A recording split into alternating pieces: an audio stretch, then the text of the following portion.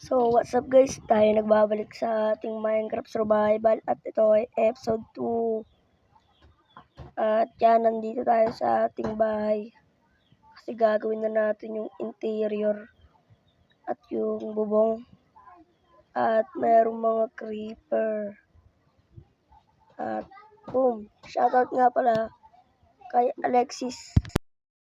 Comment lang kayo para ma-shoutout kayo sa video natin. At yun, panoorin ito hanggang dulo kasi maganda itong gagawin natin. At yun, kunin muna natin itong mga gamit natin sa labas. Kasi, at yun, nakuha ko na yung mga gamit at ipasok natin to. At yan, lagyan natin dito yung bed. At ilagay na rin natin yung mga iba. Furnace, dyan. At siguro, babalikan ko lang kayo pag nakuha natin yung kahoy. Kasi wala tayong kahoy pang lagay ng chest. At yun. Babalikan ko na lang kayo. Dito muna yung crafting table. At kukuha na ako. So yan, nakakuha na ako ng mga chest. At lagyan na natin to.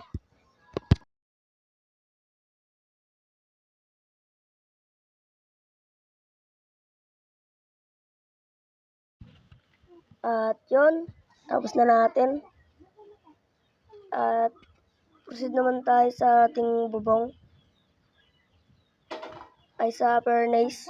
Kuha muna ako ng mga cobblestone. Ang gawa ng furnace. At yun, time-lapse ulit.